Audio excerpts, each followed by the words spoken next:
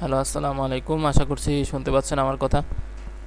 So যেটা নিয়ে কথা বলবো আর কি, আপনি যেটা জানতে চেয়েছেন যে কখন ট্রেড নিব বা ইত্যাদি, আমাদের যেই ইন্ডিকেটরটা আছে এটা সম্পর্কে এবং যাবতীয় সকল বিষয়। তো ফার্স্টে আমি ট্রেডিং ভিউতে আসি, আমার ট্রেডিং ভিউতে। তো এখানে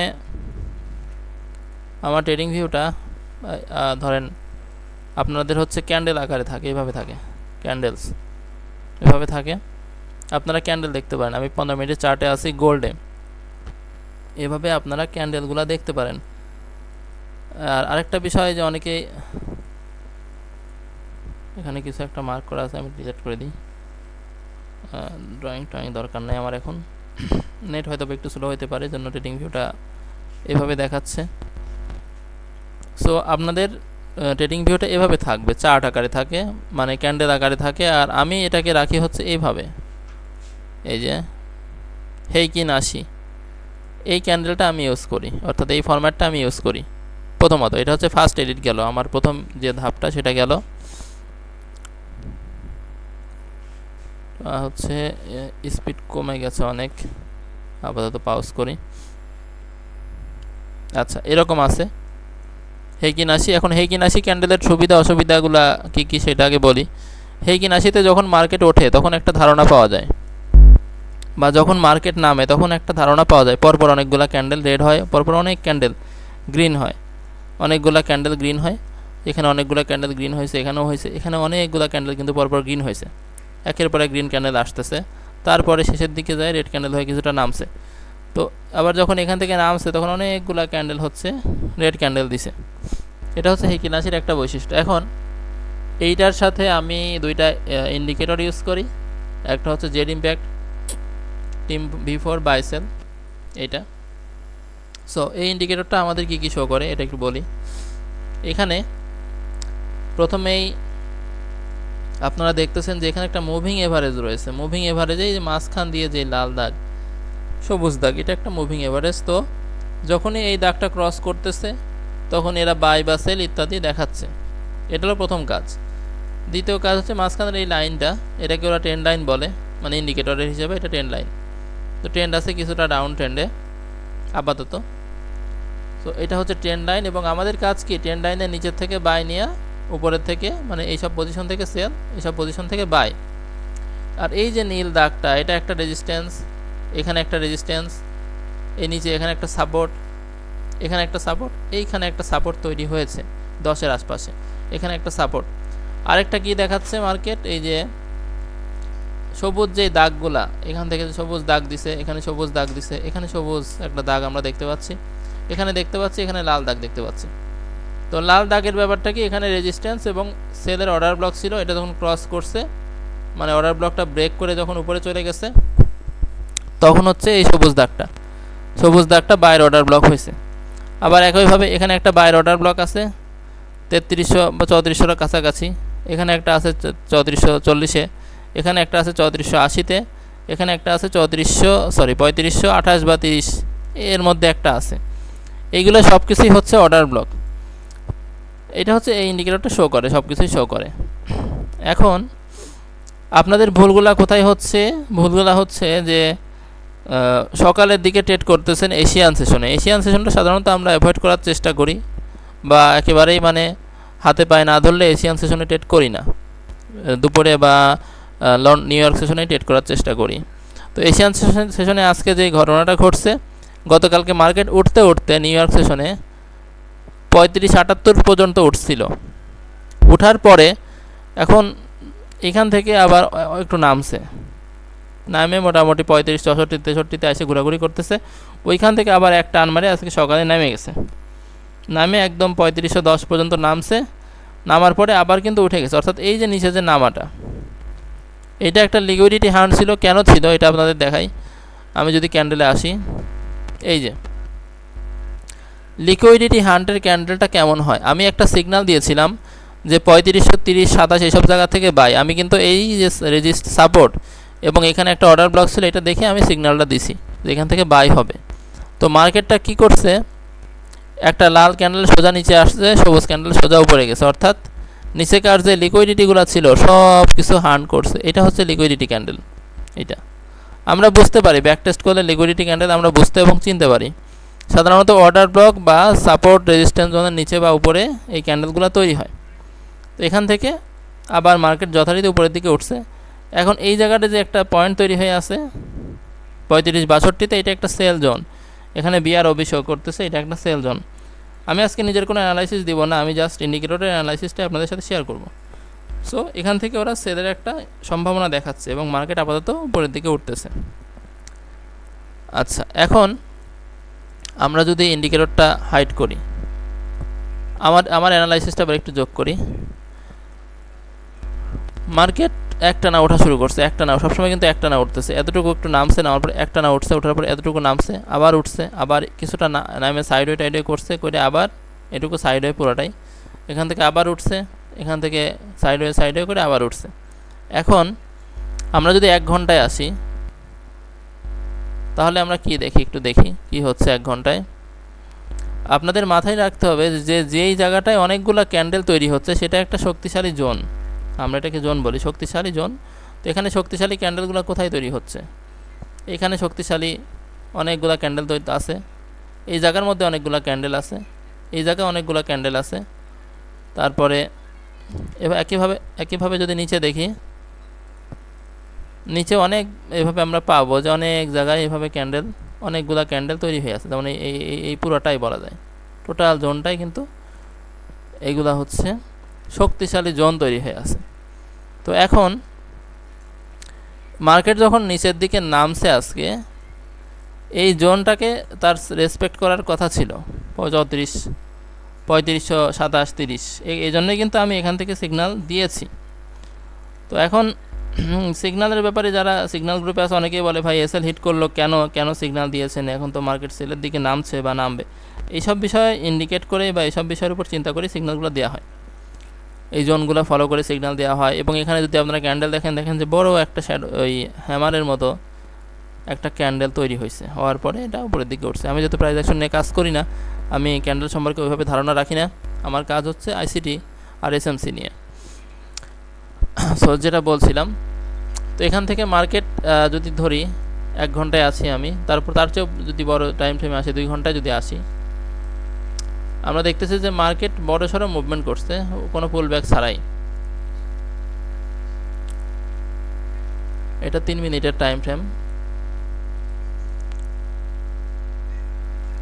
আচ্ছা, এবার আপনাদেরকে ম্যানুয়ালি যে অ্যানালাইসিস সেটা দেখায়। 3 তারিখ ছিল হচ্ছে যে এই সময় 3 তারিখে মার্কেট ওঠা শুরু করছে এই জায়গার থেকে, 3526 থেকে মার্কেট ওঠা শুরু করছে। আমি একটু মার্ক করি, এই জায়গার থেকে মার্কেট উঠছে, এইসব জায়গা থেকে মার্কেটটা উঠলো 3 তারিখে, এখান থেকে। অ্যান্ড এটা কিন্তু কোনো ভ্যালিড পুলব্যাক ছাড়াই,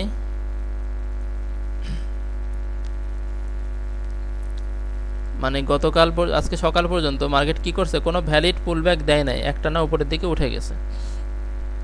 তো এমত অবস্থায় আমরা আশা করি একটা পুলব্যাক দেয় মার্কেট, কারণ নিচে এখানে অনেকগুলা সবুজ ক্যান্ডেল তৈরি হয়েছে এই জায়গাগুলোতে।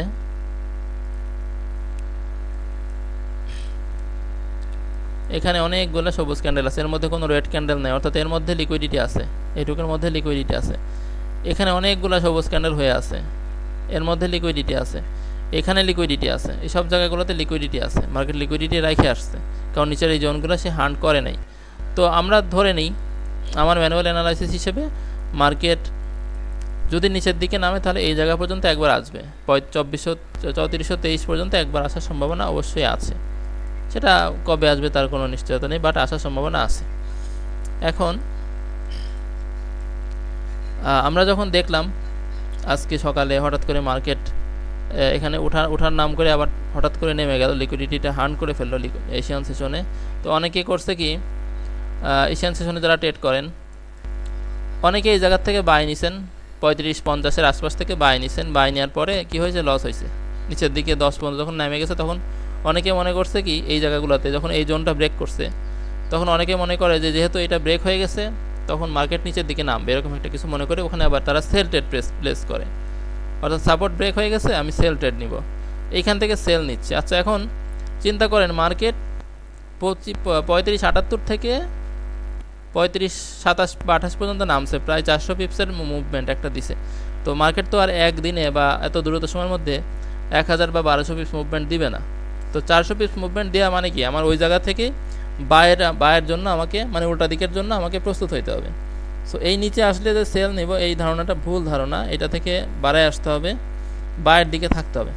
400 পিপস, 200 পিপস বা 300 পিপস যখন এক সাইডে মুভমেন্ট হয়ে যাবে, তখন আমরা আর ওই দিকে ট্রেড নিব না, অর্থাৎ ট্রেন্ডের দিকে ট্রেড নিব না। নিচের দিকে 400 পিপস মুভমেন্ট হয়েছে, আমরা সেলে ট্রেড নিব না, বাই ট্রেড নিব। উপরের দিকে 400-500 পিপস 600 পিপস মুভমেন্ট হয়েছে, আমরা সেলের দিকে ট্রেড নিব। এখন স্বাভাবিক মার্কেট অবস্থায় এটা করি। এখন তো গত কয়েক সপ্তাহে, এই সপ্তাহে এবং গত সপ্তাহে দেখছি উপরের দিকে মুভমেন্ট অনেক বেশি হচ্ছে, সেটা হচ্ছে অস্বাভাবিকতার কারণে।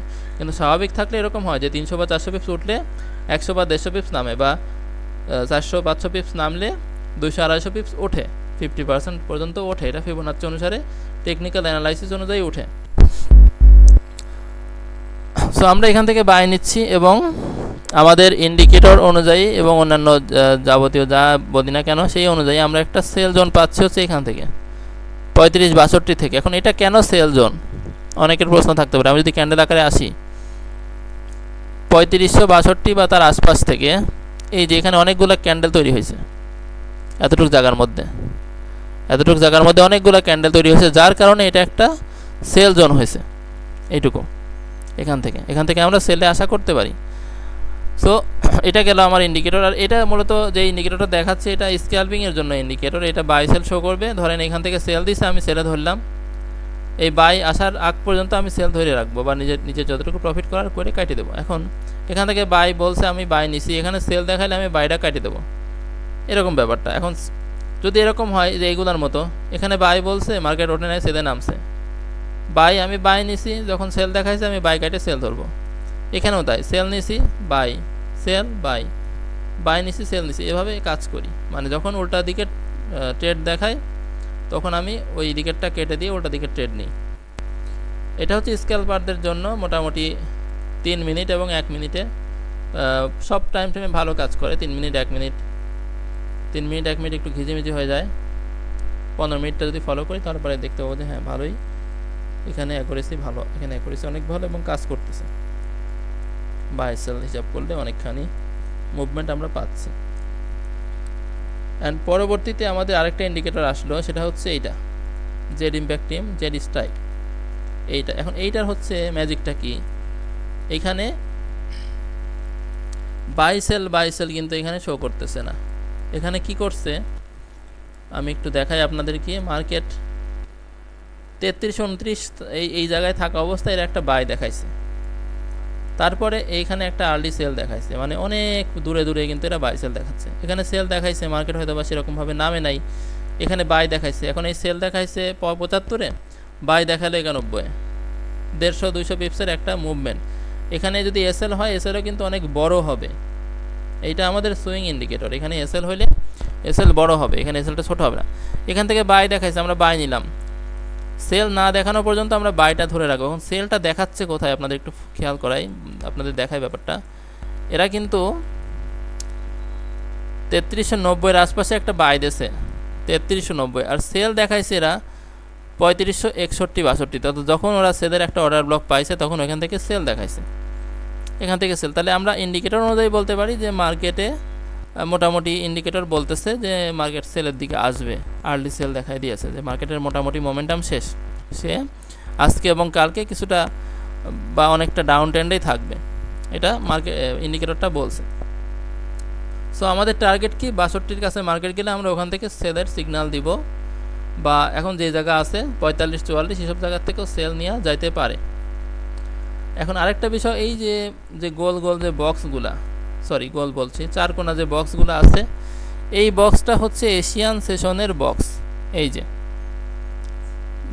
4ই সেপ্টেম্বর সকাল 5টায় শুরু হয়েছে, শেষ হয়েছে 1:45-এ, এটা হচ্ছে এশিয়ান সেশন। আর এই যে ভিতরে আরেকখান বক্স তৈরি হয়েছে ছোট, এটা হচ্ছে লন্ডন সেশনের বক্স। একটার সময় শুরু হয়েছে, চলতেছে। এইটা যখন শেষ হবে, তখন এইরকম আরেকখান বক্স আসবে, এটা হচ্ছে নিউ ইয়র্ক সেশনের বক্স। তো আমাদের নিয়মটা হচ্ছে আমরা এই যে এই বক্স লন্ডন সেশন আর এই বক্স নিউ ইয়র্ক সেশন এর মধ্যে আমরা ট্রেড করব। এই যে এশিয়ান সেশনের যে বক্স, এই বক্সের মধ্যে আমরা ট্রেড কম করি, কারণ এশিয়ান সেশনটা উল্টাপাল্টা হয়ে যায়। তো এই বক্সের মধ্যে কি ঘটছে আমরা 1 মিনিটে আসি।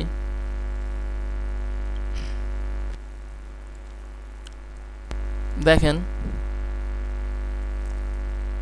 3 মিনিটে আসলে মনে হয় ভালো হয়, 1 মিনিট একটু বেশি ভলাটাইল হয়ে যায়।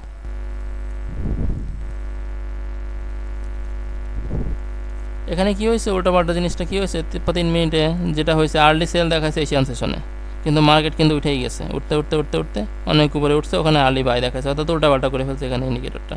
অ্যান্ড দেন ওখান থেকে আবার নামে আর্লি সেলে এখন আসছে, অর্থাৎ এখানে সে উল্টাপাল্টা করছে। কিন্তু আমাদের ট্রেড করার জায়গা হচ্ছে এইটা, এই লন্ডন সেশন আর এশিয়ান সেশন, এই দুইটার মধ্যে মুভমেন্ট সবচেয়ে বেশি হবে, এবং এই সেশনগুলোতে যখন আসবে তখন আপনারা ট্রেড করবেন লন্ডন এবং এশিয়ান সেশন। এখন অনেকে বলতেছেন যে পেইড ইন্ডিকেটর ছাড়া আমি কিভাবে মানে সেশনগুলো বুঝবো, সেজন্য ওটা উপায় আছে, একটা ইন্ডিকেটর আছে যেটাকে বলে কিল জোন বা সেশন।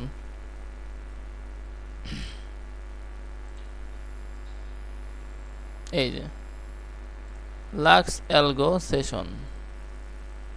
তো এই জায়গাটা অনেক ঝামেলা করছে, এখানে ওরা সিডনি টোকিও হাবিজাবি করে ফেলছে। যাই হোক, অত কিছু আমরা মানে ঘাটাঘাটি করব না, আমাদের কাজ হচ্ছে এইটা, এই যে 6টার থেকে বা তারও আগের থেকে 4টা থেকে এশিয়ান সেশনটা শুরু করছে। এটা সিডনি, এটা টোকিও। এশিয়ান সেশনকে এরা 2 ভাগে ভাগ করে, একটা সিডনি একটা টোকিও। নিউ ইয়র্ক সেশনে যে এইটুকু, এখানে নিউ ইয়র্ক সেশন আবার 1 ঘন্টা পরে 7টা থেকে শুরু করছে, এরা 7টা থেকে শুরু করছে। তার আগে লন্ডন সেশন শুরু করছে 1টা থেকে 7টা বা 8টা 10টা পর্যন্ত। এইটাতে আপনারা দেখতে পারবেন, শুধু এশিয়ান সেশনটা 2 ভাগে বিভক্ত, সিডনি এবং Tokyo. London session, new York session, simple 4টা সেশন। সো সিডনি এবং টোকিও অ্যাভয়েড করতে হবে, লন্ডন আর নিউ ইয়র্কে ট্রেড করতে হবে। আপনাদের অ্যানালাইসিস যেটা বলে সেটা ফলো করে ট্রেড করতে হবে। আর আমাদের এই ইন্ডিকেটর যেটা দেখালাম, 2টা ইন্ডিকেটর, এটার প্রাইস মোটামুটি যদি কেউ 2টাই নিতে চায় বেসিক ভার্সন, তাহলে মোটামুটি $600 পড়ে যাবে। আর যদি নিচেরটা নিতে চায়, এটার দাম পড়বে $300 মতো, আর উপরের এটার দাম পড়বে ওই সেমই, প্রায় $300 আশপাশে দাম পড়বে, $320 বা $330 এরকম দাম পড়বে। এটা আমাদের বানানো কোনো ইন্ডিকেটর না, এটা বাইরের থেকে আমরা নিয়ে আসবো। মানে যে যদি কেউ নিতে চায়, সেক্ষেত্রে আমার অন্য থার্ড পার্টির মাধ্যমে আমাকে নিয়ে আসতে হবে, নিয়ে এসে তার ট্রেডিং ভিউতে সেট করে দিতে হবে। সো এটাই হচ্ছে বিষয়। আশা করি ব্যাপারটা বুঝতে পারছেন যে ইন্ডিকেটর কিভাবে কি করে। আর ইন্ডিকেটর বাদ দিয়ে দিই এখন আমরা আমার যে সিস্টেমগুলো আর কি, আমি কিভাবে ধরবো ট্রেডগুলা। মোট কথা মার্কেট 400 পিপস বা 500 পিপস যখন এক সাইডে মুভমেন্ট দিবে, আমি অপোজিট সাইডের ট্রেড নেওয়ার জন্য তৈরি হব, মানে ওটা দিকে ট্রেড নেওয়ার জন্য তৈরি হব। আর দিনে ট্রেড নিতে হবে 2টা বা 3টা, সারাদিন ধরে যে টুকটুক করে সারাদিন ধরে ট্রেড নিব। অনেকে আছে সারাদিন ধরে ট্রেড নিয়ে দিনে $1000-2000 বানাই ফেলেন, তারা কিন্তু ওইটা আবার খুব দ্রুত সময়ের মধ্যে লস করে ফেলেন, কারণ সারাদিন ট্রেড নিলে আপনার সাইকোলজি ঠিক থাকবে না। সারাদিন ট্রেড নিলে সাইকোলজি উল্টাপাল্টা হবেই। সো দিনে এই রকম সময় ট্রেড নিতে হবে, যেমন ধরেন মার্কেট নামতে নামতে নামতে নামতে অনেক নিচে চলে আসছে, এখান থেকে বাই নিতে হবে। আবার উঠতে উঠতে অনেক উপরে চলে গেছে, সারাদিন ধরেই সে উঠলো, উঠতে উঠতে অনেক উপরে গেল, তারপর আমি সেল নিলাম, এইরকম ব্যাপারটা।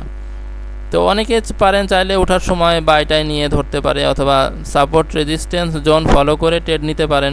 সাপোর্ট রেজিস্ট্যান্স দেখার জন্য যে এই ইন্ডিকেটরটা আছে,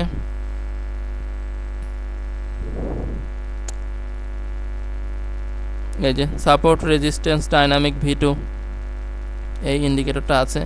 এবং আরও আমি একসময় এইসব ইন্ডিকেটর ইউজ করেছি বিভিন্ন কাজের জন্য, এগুলো মোটামুটি কার্যকর, ফ্রির মধ্যে কার্যকর। আর লাস্টের 2টা হচ্ছে আমার পার্সোনাল ইন্ডিকেটর, এগুলো 2টা পেইড, এটা এখানে আছে। সো এভাবেই ট্রেড করবেন, দিনে খুব বেশি ট্রেড করার দরকার নাই, লং ট্রেড করবেন, অর্থাৎ ট্রেড ধরে রাখবেন। 400-500 পিপস যখন মুভমেন্ট হবে, তখন উল্টা দিকে ট্রেড ধরে মোটামুটি 150-200 পিপসের মতো টিভি আশা করাই যেতেই পারে। আবার একইভাবে যখন উপরের দিকে 400-500 পিপস যাবে, উল্টা দিকে ট্রেড ধরে 100 পিপসের মতো টিভি এটা আশা করা যেতে পারে। এইভাবে ট্রেড করতে হবে, আপনাদেরকে মাপতে হবে কতটুকু মুভমেন্ট করছে, মাপার জন্য এই টুলটা ইউজ করতে হবে, FIB রিট্রেসমেন্ট। অথবা স্কেল আছে, স্কেল দিয়ে আপনারা মাপবেন। এই যে এখানে প্রায় 660 দেখাচ্ছে, মানে 660 পিপসের মতো মুভমেন্ট হয়েছে। এটা হওয়ার পরে এখান থেকে আবার উপরের দিকে মুভমেন্ট হয়েছে কত পিপস, 340 পিপস, মানে অর্ধেক মুভমেন্ট হয়ে গেছে। সো যদি মার্কেট ট্রেন্ড চেঞ্জ করে ডাউন ট্রেন্ডে চলে আসে, সেক্ষেত্রে এইসব জায়গা থেকেই এখন যে পজিশনে আছে 44-45, এই জায়গার থেকে সেল আশা করা যায় এবং এটা এই লোটাকে ব্রেক করে নিচের দিকে চলে আসবে। এই সোজা চলে আসার সম্ভাবনা আছে, মোটামুটি 3480 পর্যন্ত আসার সম্ভাবনা আছে। কারণ উঠার যে সুযোগ বা সেটা মোটামুটি বলা যায় যে আজকে বৃহস্পতিবার, কালকে শুক্রবার মোটামুটি একটু দুর্বল হয়েছে, কারণ অনেকখানি উঠছে মার্কেট গত কয়েকদিনে। আমরা যদি ডে চার্ট ফলো করি তাহলে পরে দেখতে পাচ্ছি কি মার্কেট উঠেই যাচ্ছে, এখান থেকে উঠেই যাচ্ছে। এর আগে এরকম রেকর্ড আছে মার্কেটের।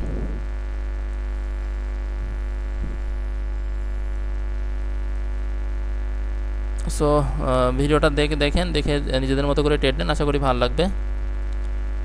সো এখানে শেষ করছি। আসসালামু আলাইকুম।